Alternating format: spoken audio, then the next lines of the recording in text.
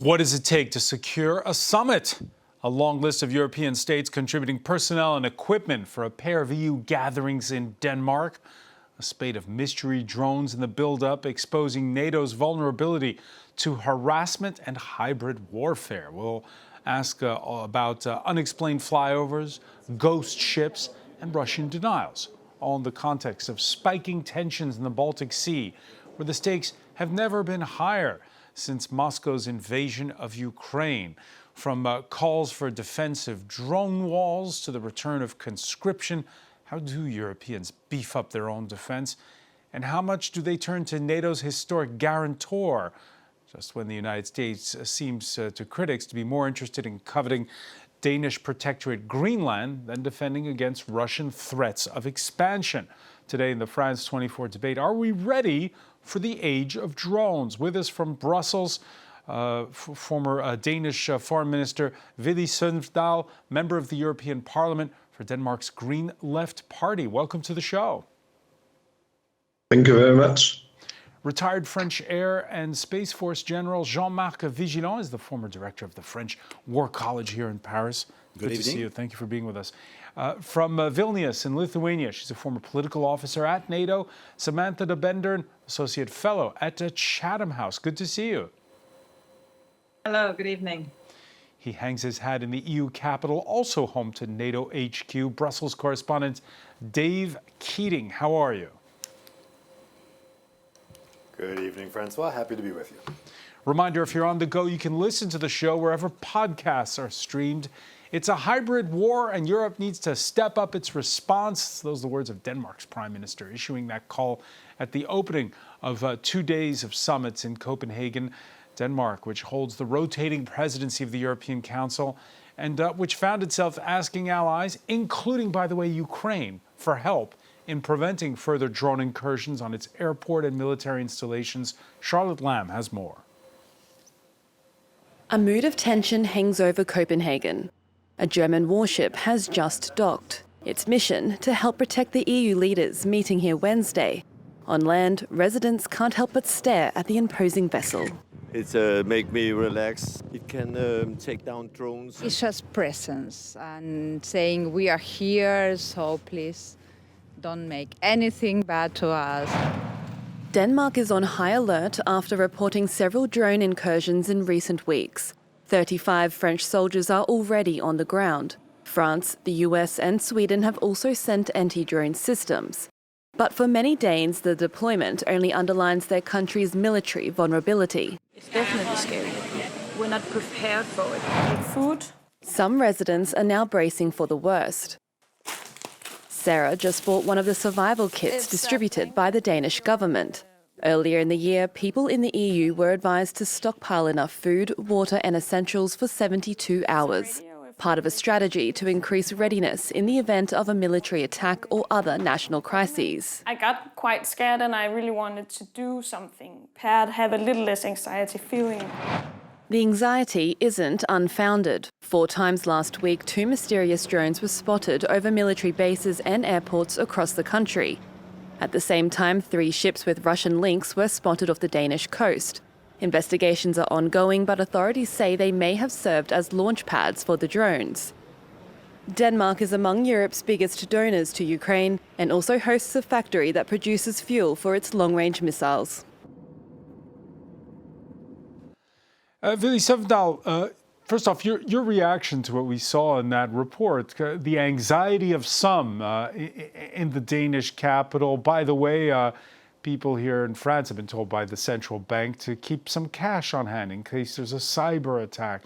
Is this warranted, all these warnings?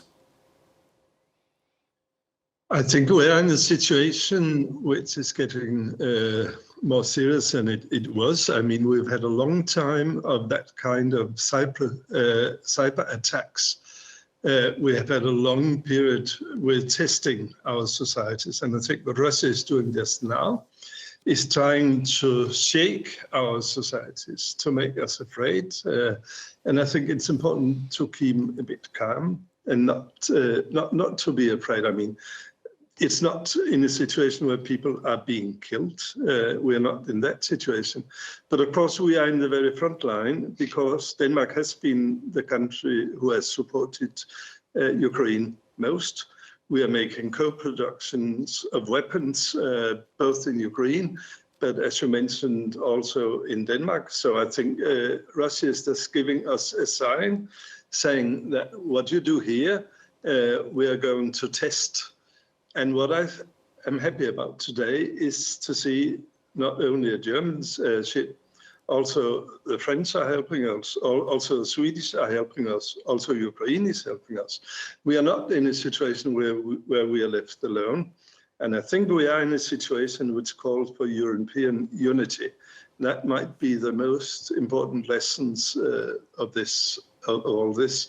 And then to say to the population, do not panic. It's not a situation where you are in danger.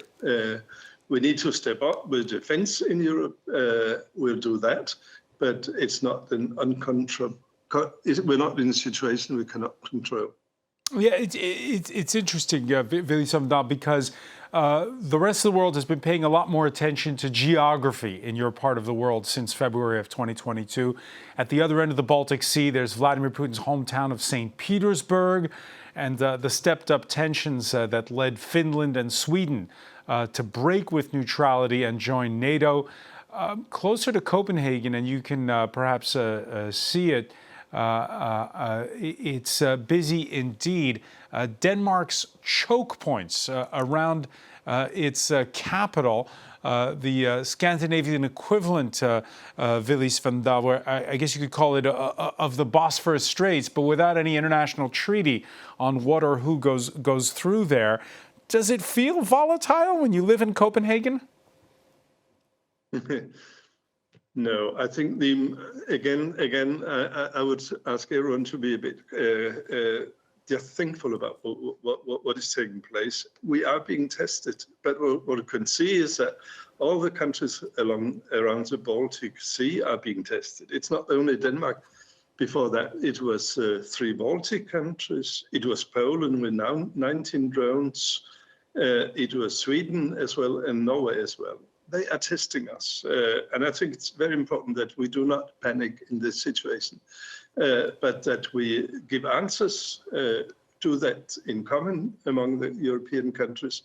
And if we do that steadfast enough, I'm sure that the countries around the Baltic Sea are also the countries who are stepping up on military defense and military cooperation. Estonia, Latvia, Lithuania, Poland, Germany, Denmark, Sweden, and Finland. And you could add Norway as well, without the EU, but part of NATO and part of the common defense. You could add England, Great Britain as well. I mean, this is not a weak group of countries. This is a very, very strong alliance. And what is important is that we keep Ukraine as part of this alliance. In that case, Europe is a very strong alliance, and that's what I think we should work for. Samantha de Bendern, you're in the capital of Lithuania, a Baltic state, former Soviet state, which shares a border with Russia because of the Kaliningrad exclave. Is that the takeaway where you are there? This is a show of unity, or is it rather showing up that we're woefully unprepared for hybrid warfare? Well, I think if you speak to the Lithuanians, and I've been here for a few days now speaking to quite a few high officials, they still feel confident that there is a certain amount of unity both in Europe and within NATO. I think they'd be very reluctant to say something different. But regarding drones, I had a really fascinating conversation with the deputy head of the Border Guard Service, who is one of the agencies responsible for monitoring the drones that cross into Lithuania from Belarus. Last year, there were over 700 drones entered Lithuanian airspace from Belarus. Now, that sounds very dramatic. 99% of these were involved in cigarette smuggling from Belarus into Lithuania. So I asked him a question. Lithuania now has the permission to shoot down these drones, and he said, "Well, we're not going to shoot them all down. We just do not have the air power, and it's often not worth it. We just let them drop, and we monitor where they drop. We try to control the smuggling." He said, "However, these drones carry up to 30 kilos of goods. What if they start bringing in something other than cigarettes?" And this is a real threat. So for countries on the front line, because this is the front line, this is not anything new. And they actually have a lot to teach the rest of Europe, just as Ukrainians have a lot to teach the rest of Europe in terms of drone warfare and how to do it cheaply and efficiently. Because there's no point in scrambling F-16s or F-35s to bring down drones which are worth a few $100s and using equipment which is worth millions of dollars. And that really is one of the challenges that Europe is facing. And the Baltics do feel that Western Europe does not really understand the threat. That when Russia puts Oreshnik missiles into Belarus, these are not missiles that are aimed at the Baltic states because they have a much longer range. They have a range which would allow them to reach a West European capital. And that is the message that the Baltics want the Western Europeans to understand. They may be geographically close to Europe, but the threat concerns the whole of Europe because Vladimir Putin wants to divide us. This is an essential question at this point, Jean-Marc Vigilon. We don't have yet proof of what these drones are about, but we have these sightings, and now all of them make the news. Sightings in Denmark, of course, which shut down airports. Sightings in Norway. The German state of Schleswig-Holstein this Wednesday stating that last week they had critical infrastructure flown over by unidentified unmanned objects. So now we're paying attention to everything. And this gets back to what was said at the outset of the show. How do you keep cool? I keep cool. I wouldn't say that I keep cool, but the fact is that this hybrid war led by Russia will increase because, in fact, is it hybrid war though? Is it hybrid war, or we don't have any proof that? No, but we should talk about hybrid strategies because nobody is going to declare war formally. So hybrid strategies, certainly, and this is because they have. I mean, in the conventional fight in Ukraine, they are stalled. You have one of the major military power, which is enabled to conquer a country 4 or 5 times smaller, and this is a strategic failure for Russia, as it is enabled to win this conventional war, and I don't think that they will dare engage NATO in a conventional fight either. They are increasing their strategies, their hybrid strategies, to put more pressure on our societies. So you're convinced that what happened in Denmark at those military and airport installations is the Russians? I'm convinced that it's not by accident, and we're witnessing a campaign which started early this month in September in Poland, in Romania, then in the Baltic states, and now in Denmark. We are being tested for sure, and if it was by accident, anyway, we are being tested because they are just looking at our reactions. Are we passing the test? I think so, because the air defense of the air forces of the NATO countries were able to properly respond. That's true that they are dedicated to fight other fighters, air forces, and as it was rightly said, we are not on the right side of the cost curve when we shot down 10,000 euros drones with €1 million missiles. However, these drones, which are entering the NATO airspace, they have no warheads. They are just maybe on a reconnaissance mission, and I don't think that Russia will cross this line. They perfectly understand what are the red lines for NATO, and if they would to really commit a clear hostile act, this will be much easier for us to respond or to react. That's why they are staying below the threshold of military reaction. And yet, Dave Keating, there's all this talk about now a drone wall to defend Europe and its allies. Tell us about how far we've gotten after this first day of informal meetings in Copenhagen. Yeah, this has been discussed by EU leaders there in Copenhagen today. This is going to be an EU project in a way that the EU has really not been involved in defense before. But right now, it's only the Eastern EU countries participating, and we've heard skepticism from Western European countries.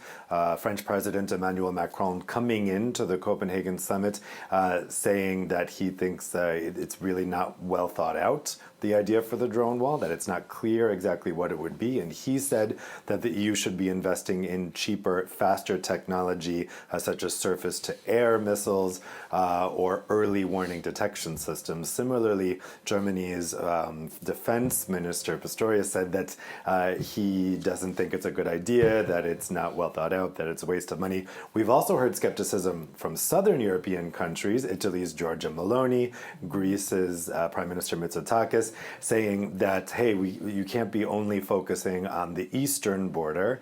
If we're going to be doing something like this, we should also be thinking about the southern border and the security there. So far, I don't know, this hasn't been a great show of unity for the EU as a whole, because the Western European countries have kept such a distance from this. We did have, I should say, initially it was going to be all of the Eastern EU countries except Hungary participating in this. At the last minute, Hungary did say that they would join in. It's not exactly clear why, because they still don't really seem very enthusiastic about it. But so far, this drone wall project is kind of short on detail. It's meant to solve exactly what you were just talking about, that these 10,000 euro drones were shot down by 1 million euro missiles. I mean, that was not a good look for NATO. It was embarrassing that these small drones that entered Poland had to be shot down with jets that were not meant to be fighting little drones, that the EU needs its own drones to combat other drones. But it seems that the French and German governments are not so convinced that the EU needs drones to fight drones. Not so convinced, and we saw among the countries that have been helping out has been Ukraine in advising, as we said at the outset, have been helping out the Ukrainians who've made light-year strides in their defense of their country against Russia the last couple of years.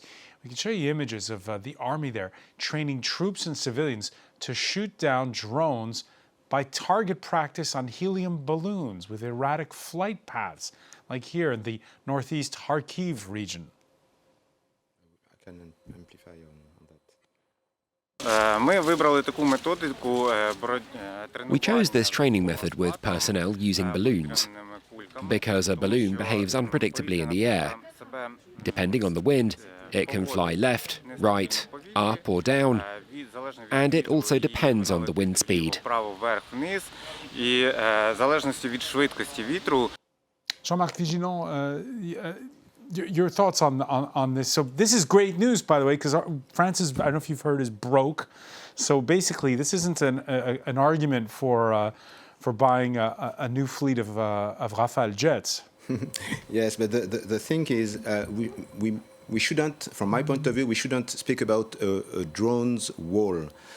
Because it gives the false impression that we might have a perfect watertight bubble, which will not be the case. However, we have to work on a multi-layer defense system with capability for detection, identification, jamming, or even kinetic destruction, be through laser, high energy beams, or through other small drones. But the only way of, I mean, there are different ways of fighting drones. We are not obliged to respond on the same way with the same assets in the same domain, and we have to strike the right balance between defense an offense. And we can absolutely target our adversary in other domains, for example, in the economical domains, and it is what we're already doing with economical sanctions. And we can think of other ways of putting more pressure on Russia, for example, targeting their ghost fleet so that they can't get the funding from selling illegally their oil across the world.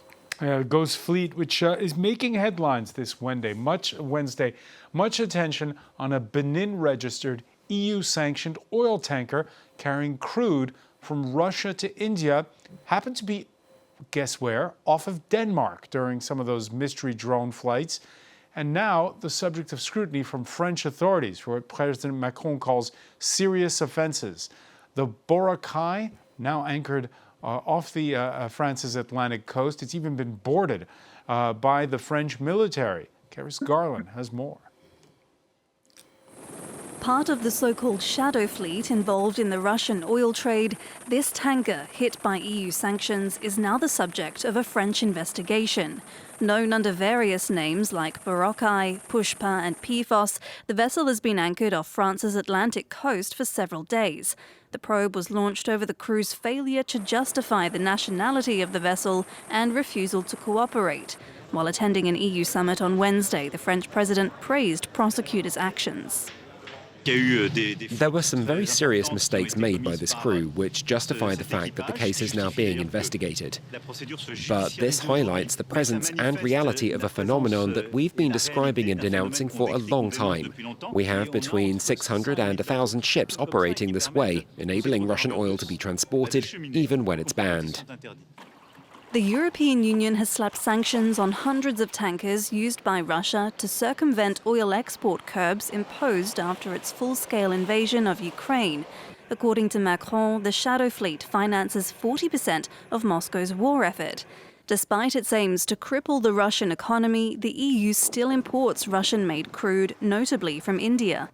Shipping data show Boracay left a Russian port on September 20th before navigating close to Denmark around the 23rd. The vessel's path has aroused suspicions that it was involved in mystery drone flights that disrupted air traffic in Denmark between September 22nd and 28th. Macron, however, stopped short of linking the tanker to the incursions, saying it wasn't for him to do so. The same vessel was detained and then released by Estonia in April, at the time known by its previous name Koala. Authorities said it wasn't sailing under a flag, a violation of maritime law. So, Willy Søvndal, you heard there in that report the French president who doesn't want to make an affirmative link between that ghost ship and the drone incidents in Denmark. Your thoughts on this vessel that's changed names 5 times in the last couple of years? I think there is a reason why a ship changes names 5 times. And I think we should do every step we can to strengthen the grip on this shadow fleet for a number of reasons. I'm sure there is a connection between shadow fleets and drones used on Copenhagen Airport. I'm sure there is a connection between shadow fleet and the risk of environmental catastrophe if one of these ships, which are not very well kept in these narrow straits between Denmark and Sweden, is making a catastrophe. But also to weaken Russian economy. There are 2 main ways of winning a war. One is a military one, which is a bit stalemate. No one is really winning in a way that the war is decided military. The other way is the economic one. EU now has decided more quick than planned to get rid of Russian oil and gas. Ursula von der Leyen mentioned in her speech of the Union that by the end of 2026, we should buy no more oil and gas from Russia. That's one way. The other is a shadow fleet. It's been a lot more expensive for these shadow fleet to sail with Russian oil and gas because they are not having the same easy possibilities as they used to have. And I think we should just continue and strengthen and strengthen and strengthen. So let me to ask you. weaken Russian. Let me ask you concretely. What do you do then? Do you seize the tanker? What are you suggesting happens next to this ship? I think we should make a lot of common between the European countries, also coast guards between the countries in the EU. Everyone has an interest that this is not continuing. So should this ship be allowed to sail on to India, where it's its destination? It should be tested what it's doing, and every step that's possible within the international law of sea, I think should be taken. We have a very big interest in stopping this. Dave Keating, how much attention on this ship among those EU leaders this Wednesday? Well, I think they'll be very aware that it just passed by where they are at the moment. There's a lot of questions still about that drone activity. I think what'll be interesting after the French authorities boarded the ship, I suppose, is if they found any evidence of drones having been there, being there now. We may get some more information now as a result of that. But you know, there will be a big question. Let's say that they do identify that the drones came from this ship. Do you then close that straits over the Øresund to international traffic? That's never happened before. Do you take some kind of drastic action in response to Russia? I think it would be a difficult situation because that is actually not a Russian-flagged ship, and it would open the possibility of the EU kind of entering areas I think it's probably not comfortable entering. Samantha de Bendern, your prediction, and what do you think should happen? I hate making predictions. The only one I can make with a little bit of confidence is that I think that these kind of incidents are going to continue, be they drones, mysterious drones, be it sabotage incidents. There is a real risk, of course, of cyber incidents. The Danish Prime Minister talked about this today in an interesting interview in the Financial Times. Regarding the shadow fleet, one really interesting piece of information is that 70% of Russia's oil exports go through the Baltic Sea. 70%, I'm sorry, the seaborne exports. So if it could be made more difficult for the shadow fleet to circulate in the Baltic Sea, while of course respecting maritime law, that could seriously damage the Russians. So what could be done? There could be more inspections. Do they have the right insurance? Why are they on the sea without a proper flag? And that could start to put a lot of pressure on Russia. There's this feeling that you know, the Baltic Sea is very vulnerable because of Kaliningrad, and we forget that Kaliningrad, the Russian enclave, which is it's an exclave actually, which is surrounded by EU and NATO countries, is actually itself very vulnerable. It depends on Lithuania for gas transit, but Lithuania still allows, because there's an agreement between Russia and Lithuania. It depends on Lithuania and the EU's goodwill for the transit of goods and people through Lithuanian territory. It also depends on LNG that comes from Russia across the Baltic Sea. There are ways of putting a lot of pressure on Russia, which would, of course, raise tensions. It would make, there are a few things that can be done which would not be war, but which would also be this new generation warfare. You know, the Russians don't talk about hybrid war. They talk about new generation warfare, because for them, the acts of sabotage, the acts of intimidation, these kind of drone flights, testing us by having planes go through our airspace, are part of warfare. It's not hybrid warfare, it's new generation warfare. Maybe, a NATO member state could start flying some F-35s close to Kaliningrad just to see the reaction. You know, show the Russians that we also have some teeth. We're not just going to sit back and watch this happen. And regarding the drone war, what the incident in Denmark showed us is that you don't have to have, where did these drones come from? What range did they have? The idea that they could have come off a shadow ship, this is not proven, but this is a hypothesis, follows other Russian sabotage activities where they recruit local people in country who sometimes, unbeknownst who sometimes don't even know that they're being commissioned by Russia to do things. They're given money and they're told to do acts of sabotage. So what European countries need are domestic anti-drone training programs, be it jamming, drone jamming. That's something that the Ukrainians do very effectively. Shooting down drones with rifles, the Ukrainians again do that very effectively. This is not just a problem for the border states, because the Russians have shown in the past that they can undertake acts of sabotage from within EU and NATO countries. So it is a problem for all of us, and it's not just a wall. Today, in this new generation warfare, the concept of borders and walls has become extremely fluid, because there are people who are being recruited within to carry out, and I don't want to use the expression enemy within because of the connotations it has with a number of unsavory people. That was Tuesday's debate after it was in the speech by Donald Trump.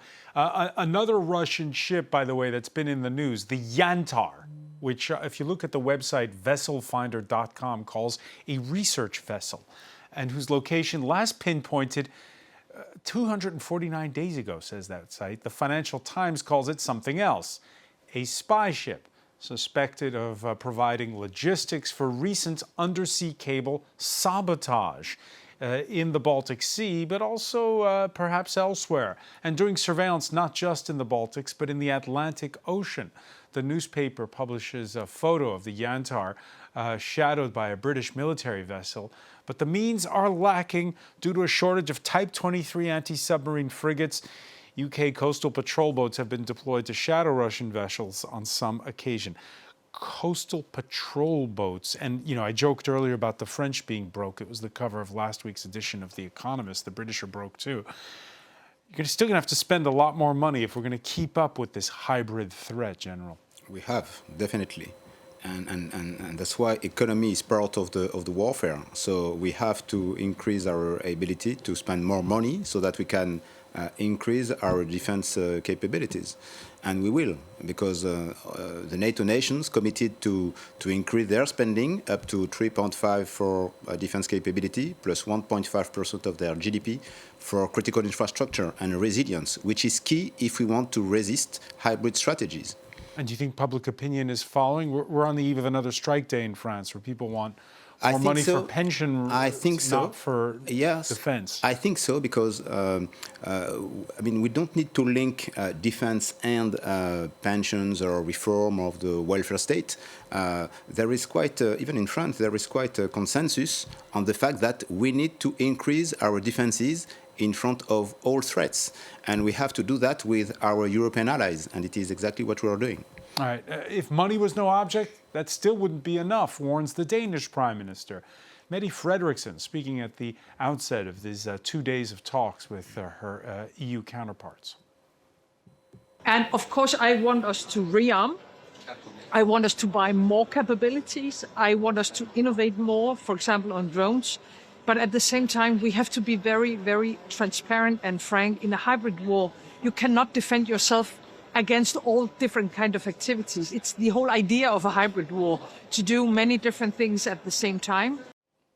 Willy Sovendal, yours is a country that had, to a large degree, divested from a lot of defense funding, and there was a 180-degree turn taken a few years back because of Russia's invasion of Ukraine. So this hybrid war, how much is it going to cost? It's going to cost. We're not made a fully turnover. The situation is just fully different, not only because of Russia, also because we suddenly are unsure of the US. Where do they stand? Can we rely on them as an ally? We are not fully sure about that. But of course, it's about more money of defense. There are some capacities we need to have. We need to develop drone development in a way we did not before. But it's also a discussion about the way we spend the money. Europe has a lot of different kinds of tanks, of airplanes, etc. And we need to stand out a lot more the European production than we have done before. I think that's important. then we have to make broad alliances. It's not only Europe, it's also Canada. It's also US as far as we can rely on them, which we have to cooperate closer with. And it's also, I think, important to think defense of Europe in regional terms. We talked about the Baltic Sea before. It's one of the very tense areas, I think, for the future. Like the Arctic area is going to be a very tense area as well. So I'm a member of the Defense Committee in the Parliament. We spend a lot of time about discussing how do we create a European defense that we can defend ourselves. I think we learned both from Russia's attack on Ukraine, but also from US president, that we have to be able to rely on ourselves. And then just the most important thing is to secure that Ukraine, which has the next biggest European army, the most well-trained army, the most innovative army, is remaining a part of Europe. If we succeed with that, I'm not so disturbed about the future. Yeah, Vili, you mentioned there questions over the United States. When Donald Trump Tuesday convened all his generals in the field for an unprecedented sit-down outside Washington at a military base, he and his war secretary talked up upgrades in weaponry, but only mentioned Russia to say they weren't cooperating on a Ukraine ceasefire. Zero mention of the United States' future role in Europe, where it still has 84,000 military personnel stationed. So if we're talking drone walls, if we're talking about upgrades, is it within NATO, Vili Svendal, or should Europe go its own way with this next generation preparedness for warfare? I think we're already preparing for doing it on our own. We do not know if US is on board or not. If they are, it would be nice, and we would welcome that.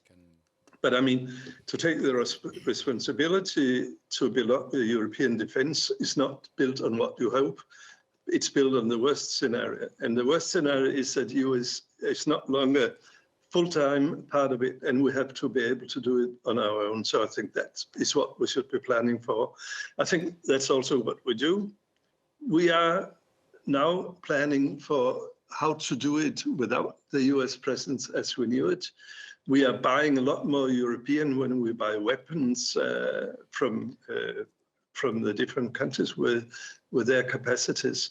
So I think we are on our way, but we need to speed up. We might not have so many years before we should be able to do that ourselves. General Vigilon, in a previous life, you were stationed at the U.S. headquarters of NATO, in Norfolk, Virginia. When you look at the generals in those rooms, what's going on right now, do you think? First of all, for the Europeans that are there, and also for their U.S. counterparts, are there secret talks on the side of how to move things forward? Is it everybody in their own lane?